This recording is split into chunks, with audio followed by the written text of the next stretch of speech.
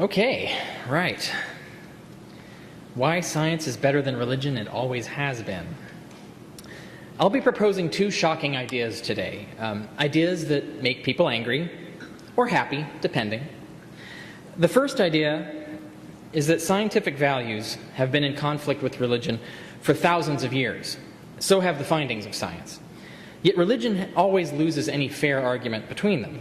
Only science has been proven right time and again. So much so that to any reasonable person informed of the facts, so we believe, the debate is over. Religion lost. So the only way anyone, and that means anyone here, the only way you can remain religious in this modern world is if you remain ignorant of the facts or make a virtue of being unreasonable. That may sound harsh, but it's the way I see it. The second shocking thing I'll argue today is that all this is true even in the area of morality. The only true moral facts, the only true moral values that we can ever claim to know are the moral facts and values discoverable by science. Now, don't worry, I can hear some of you squirming in your seats already. Your bullshit detectors are probably pegging out, I know. I know these are bold statements. I know I have a pretty big burden to meet. I can't meet it all in this one talk, but I'll give you an outline. And of course, in my book, I bear most of the burden there. But the case is so solid, so clear, that if you don't already agree with me from the start, some people here already do, by the time I'm done, if you've read my book especially, you'll have a hard time coming up with any valid reason not to agree with me. I predict that will annoy you. Sorry.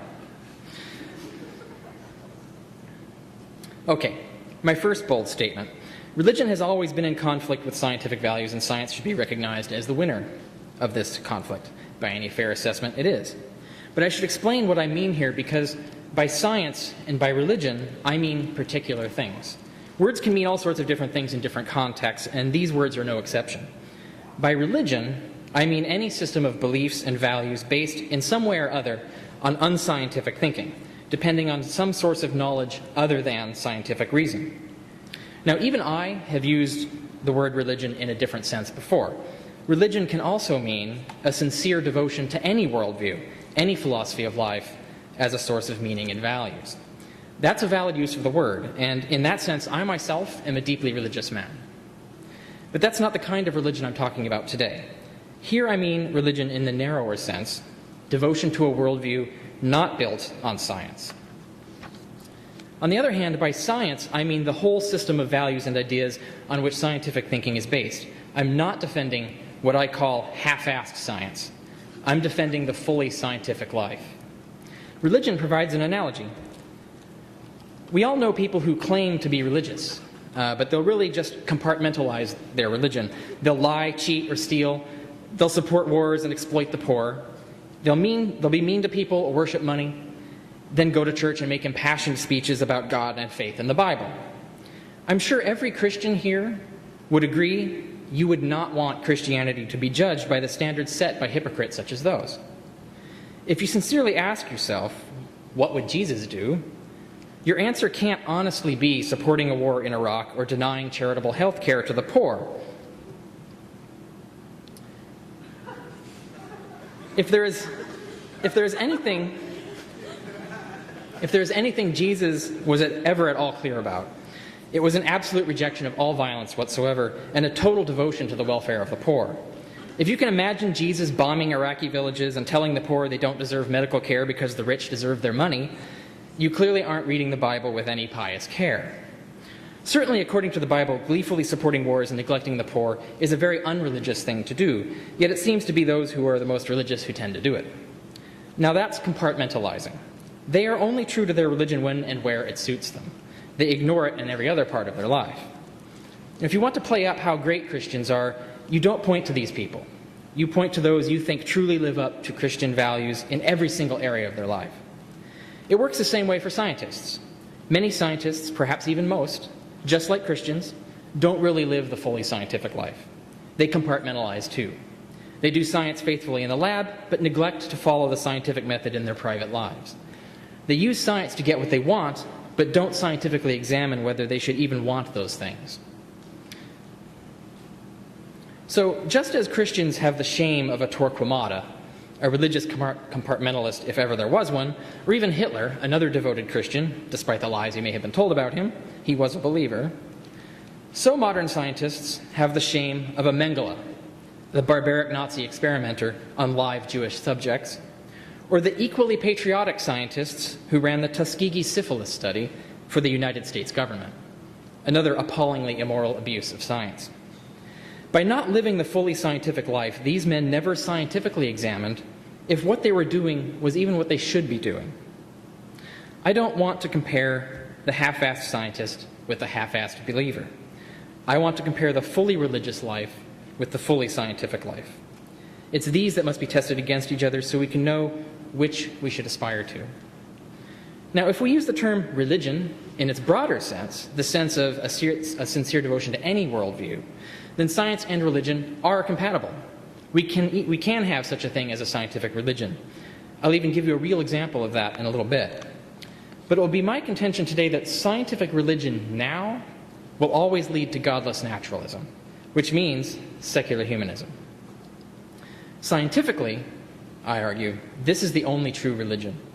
Only non-scientific religion can lead anywhere else. And that's why I'll be using the word religion today in the narrower sense, in the sense of a non-scientific religion, in contrast with the fully scientific life. Now, what's the difference? Scientific religion embraces scientific values and scientific methods and obeys the dictates of logic and reason, and as a result, it changes with the evidence.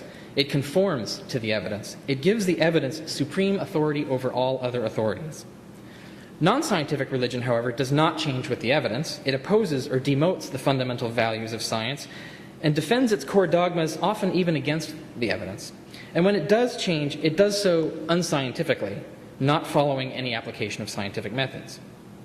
Yeah, okay, but what are these scientific methods and values I keep going on about? Everyone here should know what I mean by logic and reason. I don't think any people here, hopefully, believe it's okay to hold illogical or irrational or unreasonable beliefs. Even non-scientific religion can promote that view.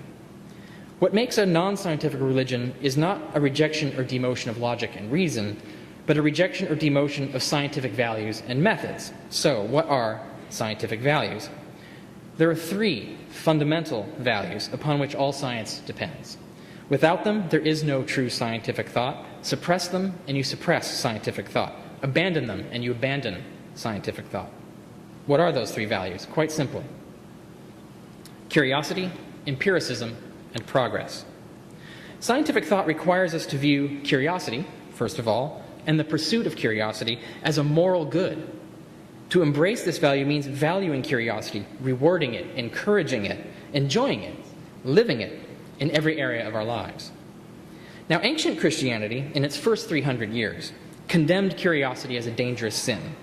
Christian fathers like Tertullian, Lactantius, Eusebius all denounced curiosity as either useless or an actual evil, arguing that any secrets God did not already tell us, he obviously didn't want us to know. So pursuing curiosity was to act against God's will. Now, even Christians who didn't take so harsh a stand as that still regarded curiosity with ambivalence, as a manifestation of human vanity, or as a distraction from the only acceptable curiosity, the curiosity to know God's word. In contrast, Roman philosophers defended scientific curiosity in lofty terms, as one of man's greatest virtues, essential to his ever knowing the truth about anything, including God and morality. Now, scientific thought also requires us to view empiricism as a moral good. Empiricism is the belief that all knowledge arises from experience, and therefore all claims to knowledge must be tested against experience. The only way to learn whether a claim is true or false is by that method. Observation, experimentation, public demonstration will then carry the highest authority in all disputes of fact. To embrace this means valuing empiricism as the only reliable way to know anything. It means rewarding those who pursue knowledge empirically and encouraging empirical thought, enjoying empirical pursuits, living an empirical life. Now, the ancient Christians also condemned empiricism as contrary to God, or as hardly more than a useless display of human arrogance. Many argued that nothing could be known empirically, and even if it could, such knowledge had no value. Apart from basic practical skills and common lore and everyday knowledge, Only revelation, Holy Scripture, and faith-based intuition had any value as sources of knowledge. The Word of God, and those chosen by God to interpret it, held instead the highest authority. The notion that the evidence held highest authority and could refute even the Bible was thus denounced as tantamount to rejecting the authority of God, which of course was fundamentally wicked. In contrast, again, Roman philosophers, right along the same time as the Christians, defended empiricism as one of man's greatest discoveries, essential to his ever knowing the truth about anything, including God and morality. Now, thirdly, scientific thought requires a belief that progress, and the pursuit of progress, is a moral good. To embrace this means valuing humanity's progress in knowledge in every field, rewarding this progress, encouraging it, and praising it as possible, useful, and good. And yes, the ancient Christians condemned this too. Not only did many early Christian intellectuals declare progress in knowledge impossible, and thus its pursuit vain, many also declared it useless or even dangerous, even if it could be achieved. Individuals can progress in their understanding of God's Word, but the very notion of learning new things about God or God's creation, or correcting our dogmas about them, was regarded with suspicion as a possible path to heresy. Even if you could avoid this danger, the knowledge thus gained was thought to have only a little use, since the gospel was all anyone needed to be saved, and being saved is all anyone really needed. Thus, while some regarded valuing progress sinful, others regarded it as of little worth, and either way the value of it was abandoned. In contrast, again, Roman philosophers defended progress in knowledge as one of the greatest gifts an individual could bestow on future generations, essential to our discovering and perfecting any true knowledge about anything, including, again, God and morality. So the debate over whether our religion should be scientific or not began in ancient Greece and Rome. On the side of science were the philosophers, who believed we could know nothing about God or moral truth unless we could prove it from evidence and reason. They rejected sacred tradition, revelation, and pious intuition as unreliable sources of knowledge. Against the philosophers were the people of faith, like the Christians, who believed we could know nothing about God or moral truth unless we received special communications from God himself, in visions or dreams or holy inspiration, or learned of such things from holy books, which became traditions handed down and regarded as infallible. Those were the two groups that set against each other. Each group adamantly rejected the values and methods of the other as unreliable, as crazy, even. They both thought the other was crazy. But truly understand me here, the ancient philosophers were not atheists. Only a very few were. Though the Christians like to accuse them all of atheism, the battle between these two ideas of religion was not a battle of believers against unbelievers. In fact, the most scientific philosophers of the ancient world were very passionate believers in God. And they had every good reason to be. For back then, scientific religion did lead anyone who embraced it to a belief not only in God, but even the intelligent design of life and the universe. At the time, these were scientifically sound conclusions from the evidence. So the ancient debate between Christians and scientists was not over whether God existed or not, but what we could know about God and how we could legitimately claim to know it. It wasn't the Christians defending morality against amoral scientists. It was the scientists defending scientific morality against Christians defending unscientific morality. And the biggest difference between them was simple. The scientists asked for faith, the scientists asked for evidence, the Christians asked for faith.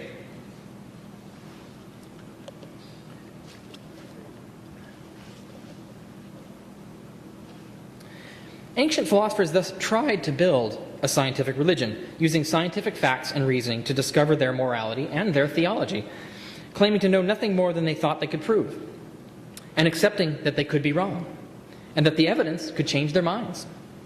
So all that I've just talked about there, is what I mean by scientific values, a passionate belief in the value of curiosity, empiricism, and progress, which entail that everything must be questioned, and nothing should be believed that the evidence doesn't confirm, and if the evidence changes, so must our beliefs.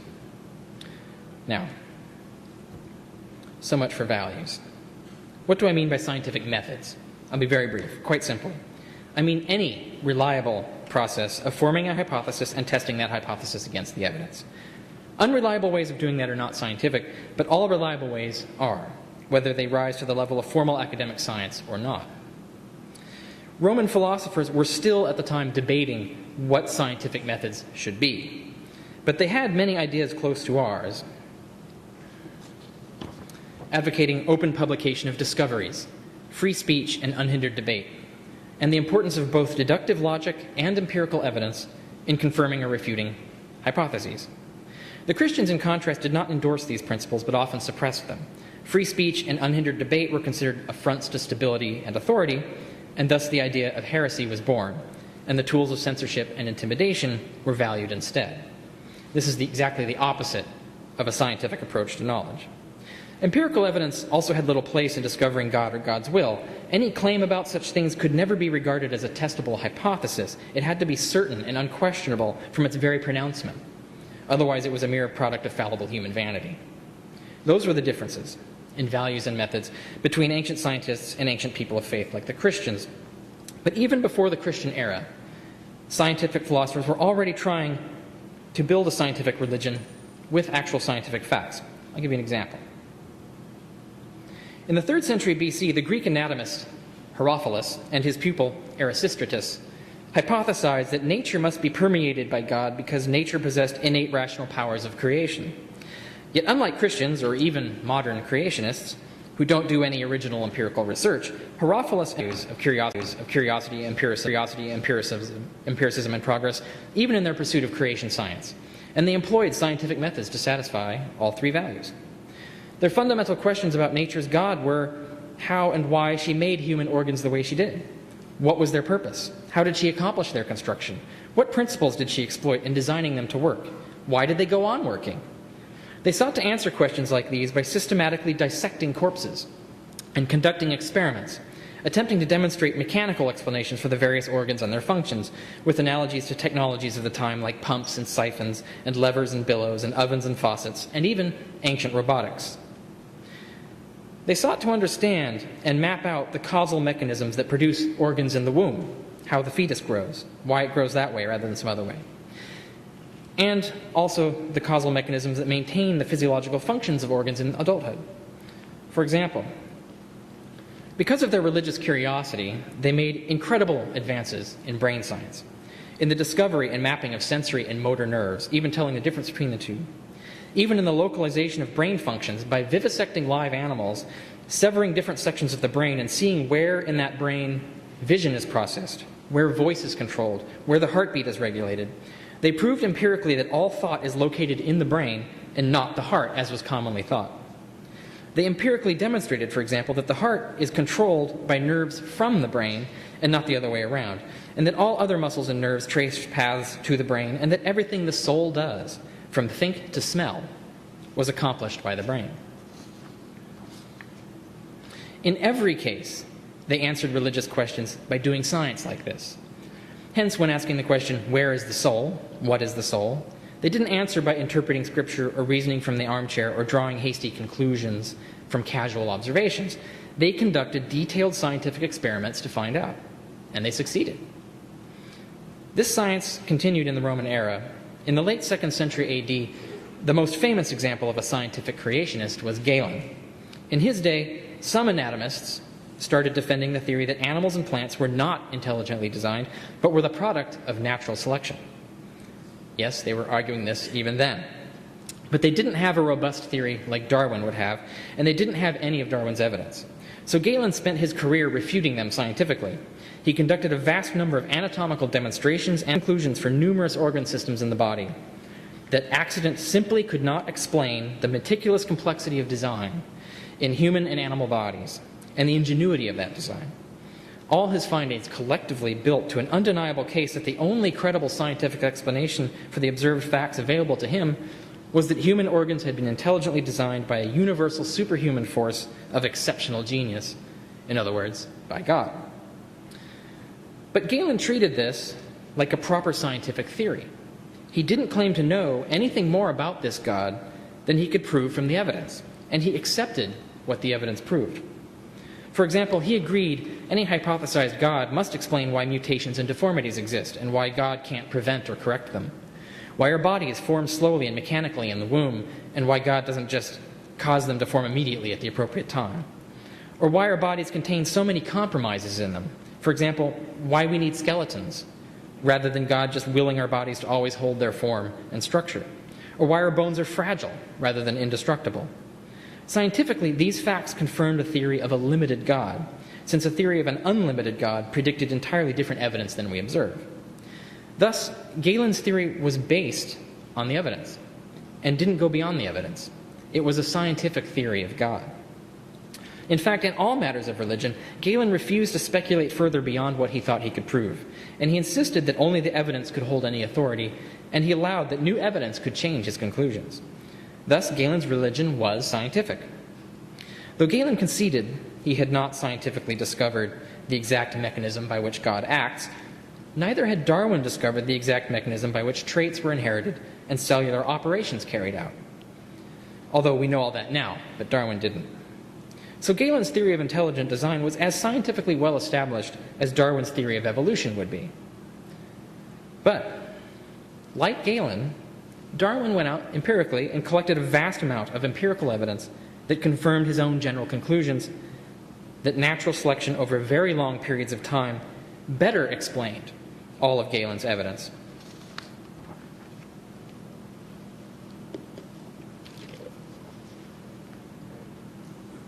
If Galen had been made aware of Darwin's evidence, Galen would have agreed his own theory was false, and Darwin's most likely correct.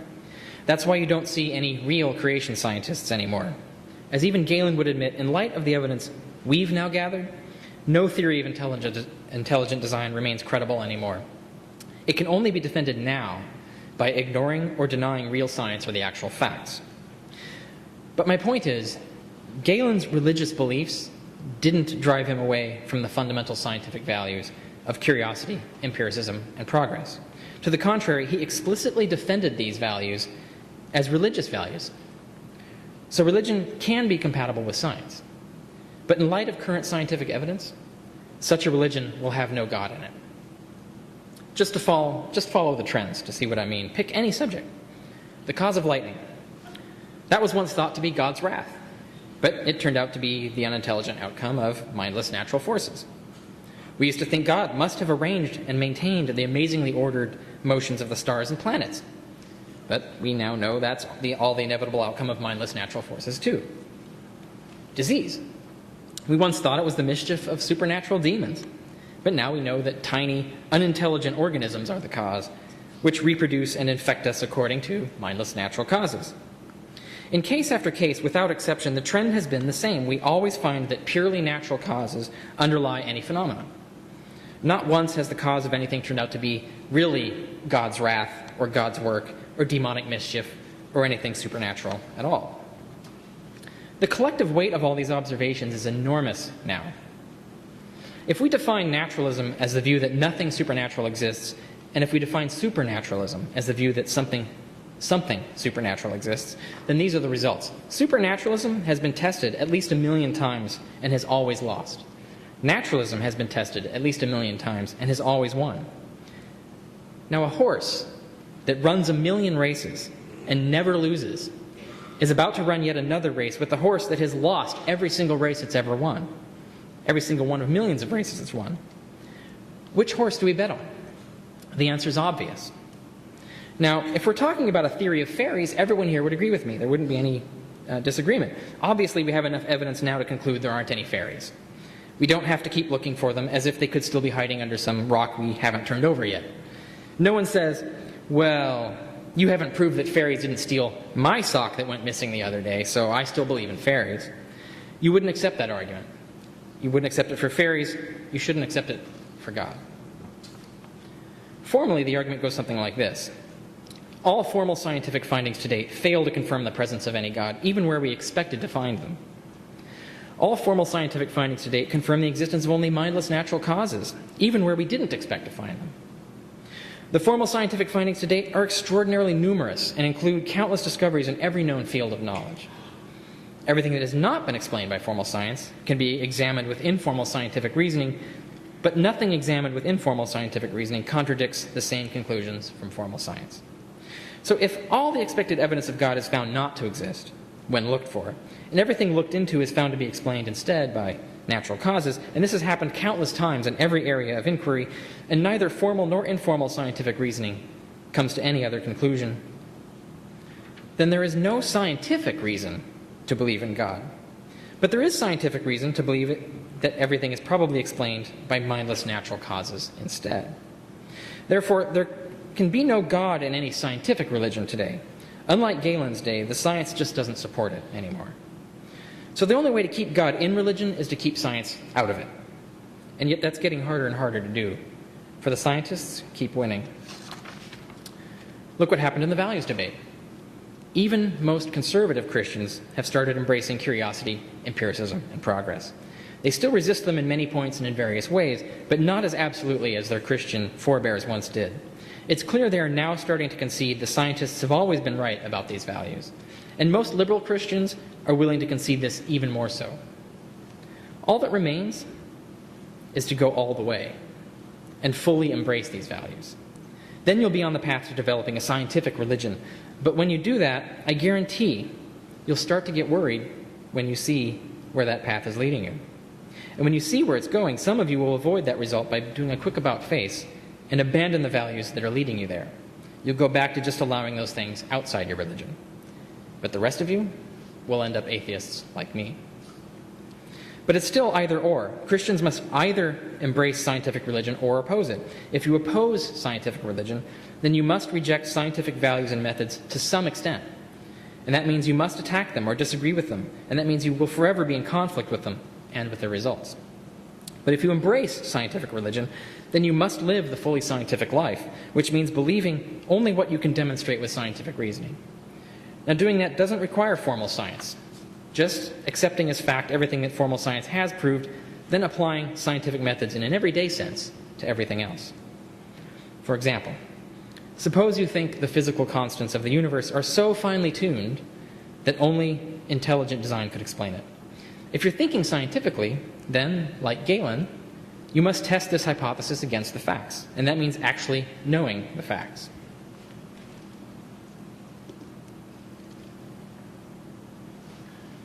Take the example of the gravitational constant. Modern creationists claim that if this value were even slightly different, life would not exist. What they don't tell you is that this constant is actually just a unit converter. If we asked what this constant was for feet and pounds instead of meters and kilograms, the gravitational constant would be over 500 times larger. So it can differ a lot more than slightly. And even then, all it does is place feet and seconds into their proper ratio to each other, since humans invented how long feet and seconds would be without knowing what the smallest possible units were. But now we know. If we use natural units to measure our constants, then we're using the smallest meaningful length of space and time that's physically possible in this universe. Now, when we use those as our units, scientists find the value of the gravitational constant turns out to be exactly 1. In other words, the constant goes away, since multiplying anything by 1 is like not multiplying it by anything at all. Not only does this happen, but when you use natural units, the speed of light also turns out to be 1, as does Planck's constant. Thus, the gravitational constant actually has no value. Its only function is to convert human units into natural units when measuring the force of gravity. Still, could it be any different? Could the gravitational constant have a different value? Since it equals 1 and thus vanishes when we measure it in natural units, and natural units follow necessarily from the value of Planck's constant, as scientists have discovered, scientists conclude the only way to change the gravitational constant would be to change Planck's constant. But since changing Planck's constant also changes the speed of light, it's impossible to have change in any of these constants without changing all the others, because they all derive from each other. And yet it's currently impossible to predict what any universe would then look like if you changed any of these constants, because we don't know how these changes would affect another key constant, this highly technical term, the fine structure constant, which measures the strength of the electric charge. If the gravitational constant, Planck's constant, and the speed of light were all different, what would the relative strength of the electric charge be? Well, we don't know. Yet the only way we could predict what sort of chemistry would exist in a universe with different constants is if we knew what the electric charge would be. And the only way we could predict whether a universe will produce life or not is if we knew what sort of chemistry it had. So no one can claim to know that the physical constants are finely tuned to produce life. For all we know, a different kind of life exists in every possible universe, or every possible universe exists. So there is no genuinely scientific argument that the physical constants are finely tuned to produce life. and scientific religion cannot claim what is not scientifically known. But look at what's happened so far. In the 19th century, there were over 100 physical constants like these, including the boiling point of water. Now we've explained almost all of those constants, scientifically proving that they follow necessarily from physical facts. For example, the boiling point of water follows in part from the strength of the electric charge. Decade after decade, we've found the explanation for constant after constant, and that explanation is never fine-tuning or intelligent design. It's always an inevitable fact of natural causes. Case after case after case after case. How do you think the rest will turn out? Science isn't finding God. It's finding natural causation. So far, it has never found anything else. And as far as what's left to be explained, all evidence is pointing the same way. All right, that's my first shocking claim. When science answers religious questions, it doesn't find God, only nature. And it has done this so many times now, there's no reason to expect any of the remaining answers will come up any differently. This can only be denied by denying the evidence or rejecting scientific methods or rejecting scientific values underlying them. Therefore, the only religion that can keep God in it is a religion that conflicts with scientific findings, methods, and values. Now, in my book, Sense and Goodness Without God, I prove this holds in all areas of human knowledge, and I answer all the usual objections raised. So I'm going to leave it at that and move on. So what about my second shocking claim? Because there was that other one, if you remember. Surely only religion can tell us what's right and wrong, right? Science can tell us what the facts are, but you can't get an ought from an is, right? Actually, you can. In fact, I guarantee you do it all the time. Here's an easy one. When your engine's oil is low, you ought to change the oil in your car. Well, what if you're a scientist testing the effects of oil deprivation on your car's engine? Well, then you'd agree you ought not to change the oil in your car. Or what if you have a special new engine that never needs an oil change? And in fact, adding oil will only cause it to catch fire and explode. Then again, you'd agree you ought not to change the oil in your car. Thus, the statement, you ought to change the oil in your car, depends on two things being true. One, that you want your car to continue working, and two, that if you don't change its oil, your car will soon stop working. And of course, if nothing bad will happen if you add the oil. If either of those things is false, then the statement you ought to change the oil in your car is false. But if both of those things are true, then the statement you ought to change the oil in your car is also true. So the truth of this ought statement follows necessarily from the truth of those two facts, and thus we get an ought from an is. If it is the case that you want your car to work, and it is the case that it won't work if you don't change the oil, then you ought to change the oil. Is from ought. Science has empirically proved and disproved countless ought statements like this. All of medicine, for example, is about what you ought to do and what you ought not to do to repair an injury or cure an illness. Engineering is all about things like what you ought to do and ought not to do if you want a bridge to survive an earthquake or an astronaut to survive in space. So science gets an ought from an is all the time. No problem. Now, if we want to use science or scientific thinking to discover moral truth, what we ought to do morally, then we need to know this. Number one, what desire does morality satisfy in us? And two, what behaviors will actually produce that desired result? So what distinguishes a moral ought from any other ought? I think you'll all agree that a moral ought is what you ought to do more than anything else, since morals are supposed to supersede all other demands and commandments. That's what makes them moral. But if the moral thing to do is what we ought to do more than anything else, then the moral thing to do must be what gives us what we want more than anything else, because only a greater desire would ever motivate us to obey. Even the Christians among you agree with this, whether you know it or not. You assume, for example, that we want to go to heaven more than anything else, or avoid hell more than anything else, or experience the loving presence of God more than anything else. And therefore, if we only realized how great these things are, we'd realize there isn't anything we want more. And so we would be good just to get these things, the things we really want most above all other things. But there's nothing scientific about that. Ancient philosophers instead sought to establish morality from natural facts and reason, inferring from the nature of man and the nature of the world what is the best way for him to live. Since those facts can be tested and logic cannot be wrong, this was a scientific morality, or an attempt at it in any case. Galen, for example, actually wrote a book on how to become a good person. In it, he argues that bad character can only be reformed or avoided by living a life of honest self-reflection and study, which requires a decent grasp of logic and a good education in the relevant arts and sciences. He argued, you have to know how the world really works and what human needs really are before you can know what's moral. But the Christian educator Lactantius denounced this. He said approaches like Galen's never work, but simple expressions of God's wisdom, a brief reading or two from Scripture, a little bit about heaven and hell, quickly reforms even the worst characters. Give him any moral reprobate, Lactantius says, and, I quote, with a very few words of God, I will render him as gentle as a sheep. Well, that's an unscientific morality. His theory was that the gospel was all-powerful, while anything that actually requires serious thought and education is useless and ineffective. And yet science has completely refuted his theory. It doesn't work at all. Even the hardest prisons, we have to admit, are filled with devout Christians, and they have not been rendered gentle as sheep. Science has instead provided ample support for Galen's theory. People become better the more they commit to being reasonable and informed and live the self-examined life. Since most evil stems from ignorance, ignorance of the facts, ignorance about ourselves, ignorance of the real consequences of our actions. And since knowledge and self-reflection improve our understanding of ourselves and the world, Galen's theory has been proved correct. To do what's right requires understanding ourselves and the world as well as we can. Now look more closely at Lactantius' theory. Lactantius proposes scaring people with hell and coaxing them with heaven.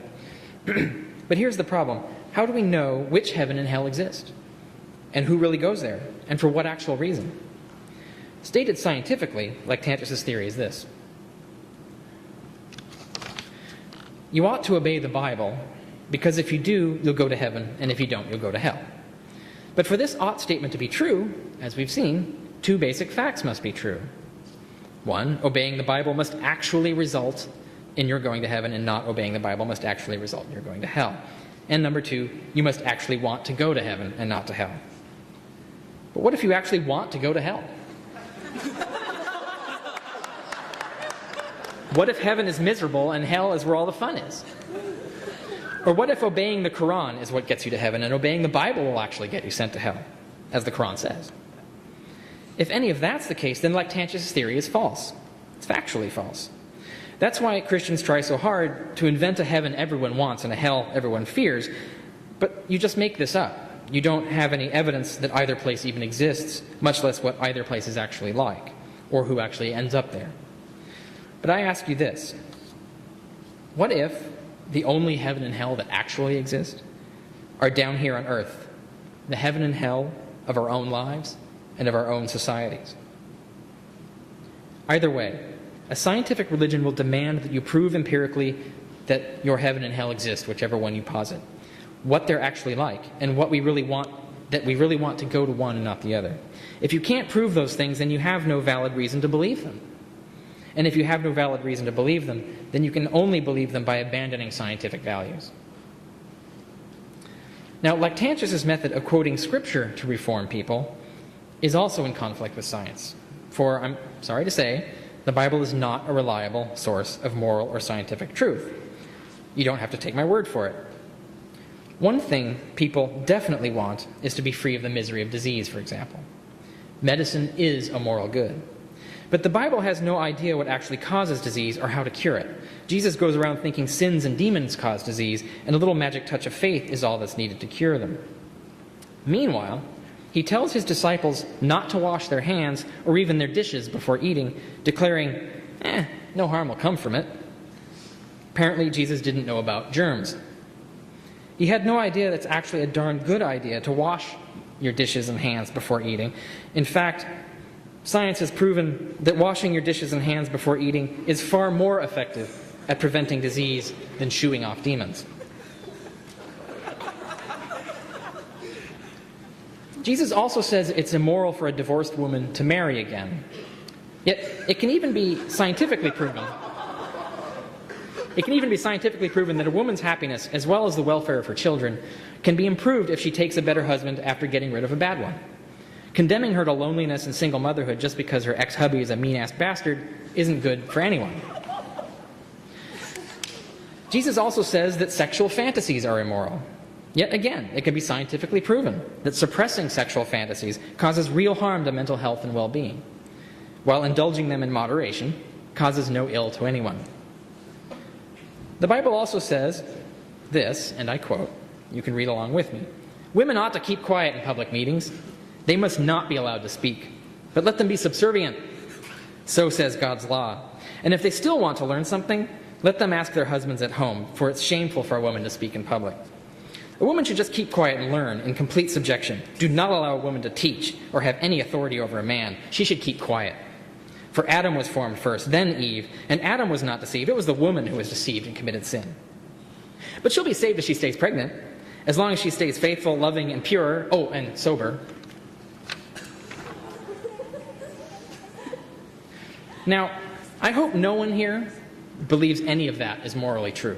In fact, I suspect most of you would say these sexist commandments are immoral. Yet the Bible says these are the moral laws we must obey.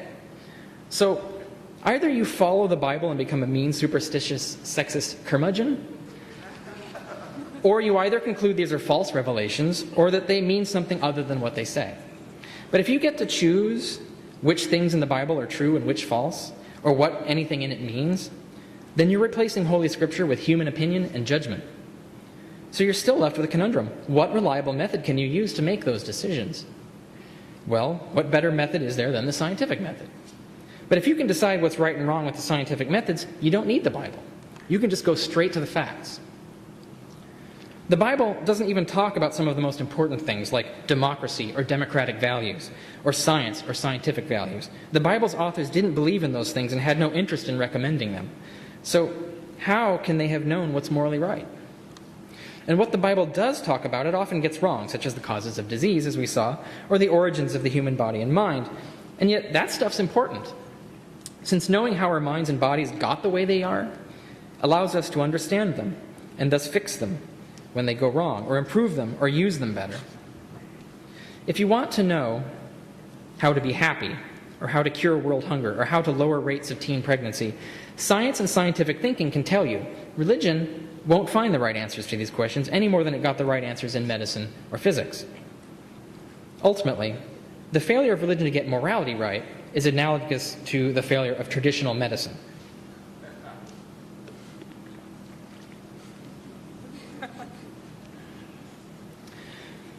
Traditional medicine, where natural roots and plants are held to be better for you than real medications. But the fact is, the real meds often contain exactly the same effective chemicals as their natural sources, while lacking the other chemicals in those plants that don't affect the cure but instead contribute to unneeded side effects. And the real meds are measured in precise doses, whereas natural sources have variable and unknown doses and are as a result more dangerous or more inconsistent in their effect. The mistake at work here is the point I want to bring out. Proponents of traditional medicine fail to realize that if all we want is something that works, then what we ought to do is look for what works, which is held in common among all the effective agents, focusing more precisely and effectively on that, and then eliminate the superfluous chemicals that actually have no real effect on the problem, but often have unneeded or even dangerous or uncomfortable side effects. We should indeed treat religion this way.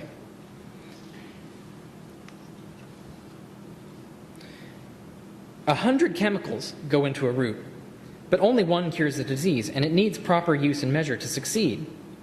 Likewise, 1,000 ideas go into a religion, but only a few actually help people, and they need proper use and measure to succeed. Simply focusing on those few things will save you a lot of time and money and hardship, time that could be better spent on acquiring useful knowledge and enjoying the one life you actually have, and money that could be better spent on real problems or achievements, and hardship you could do without. When we see the same religious benefits, for example, claimed by a Christian being enjoyed by a Taoist or a Buddhist or a secular humanist, like the scientist who has identified that the real medicine is a particular chemical, not the whole root, we see at once that religion is like the superfluous contents of a root that only by chance contains a useful agent. So we can dispense with the rest of the root and stick with the one thing that really works, and by focusing on that and analyzing that, we can use it better, more effectively, more profitably, more safely. Hence my analogy. Advocating religion is like being a traditional medicine fanatic who says, quote unquote, only bonobo root cures headache, and that anger root will actually make it worse, when in fact both roots contain an aspirin-like compound and both alleviate headache, but neither as well, or as consistently, or as inexpensively, or as side effect free as the actual chemical by itself, well measured and competently used. This is the difference between thinking scientifically and thinking traditionally. The scientific mind analyzes, tests, examines, and compares to get rid of the harmful or unnecessary and land on the real fundamental causes of this and that. The traditionalist just repeats dogma passed on to him by others. Again, my book argues that when we extract all the effective elements from all the world's religions and hone them to completion, what we end up with is secular humanism, a passionate belief in the good of humankind, and that only secular solutions to our problems really work. But here's a taste of the underlying reasoning. Definition. Scientific facts are all the facts established by formal science and by informal scientific reasoning consistent with the findings of formal science.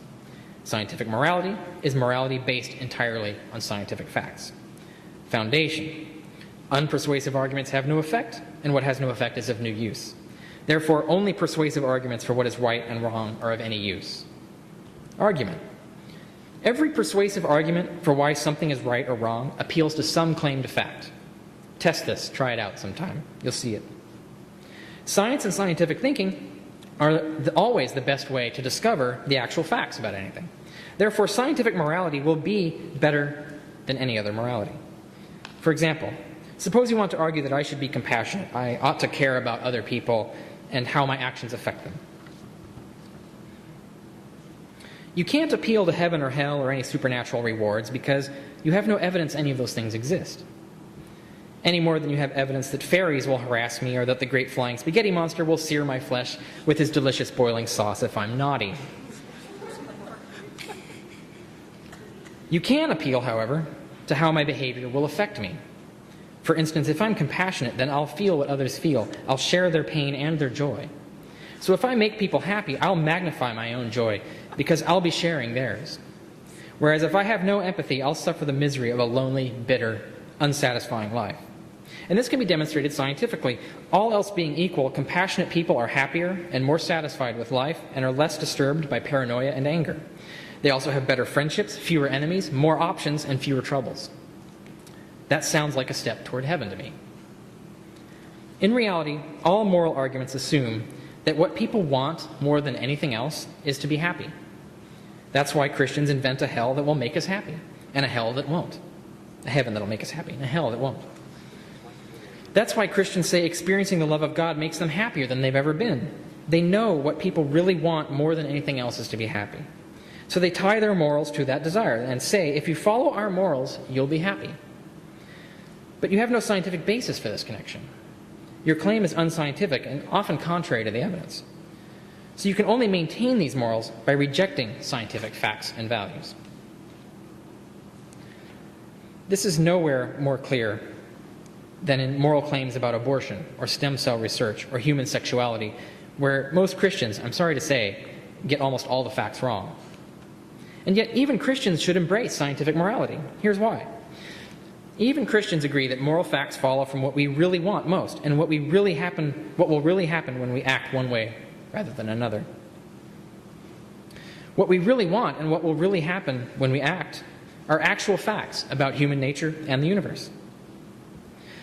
Therefore, moral facts follow from the actual facts about human nature and the universe. Therefore, if science discovers the actual facts about human nature and the universe, then science will have discovered moral facts. Now, if God created everything, then God is responsible for all the facts of human nature and the universe. If God is responsible for all the facts of human nature and the universe, and God only does what he wants, then all the facts of human nature and the universe are what God wants them to be. Therefore, if science discovers moral facts by discovering the facts of human nature and the universe, then science will have discovered the moral facts God wants us to find. Therefore, if God exists, then moral science can only discover God's will. It cannot discover any morals contrary to God's will. And that's my second shocking claim. We can only discover what's morally true by discovering what we really most want from life and how we can really achieve that with our actions and choices. Once we know those things, we'll know all the moral facts we need to know. The Bible can't tell us these things. It's ignorant of the scientific facts of the universe. It's ignorant of the scientific facts of human nature. It's ignorant of how societies and economies actually work. And it fails to recommend the only reliable methods of genuine moral improvement: science, education, and self-reflection. And that's the bottom line. The problems of our world can only be solved with knowledge and self-understanding. And only science can teach us those things. Thank you.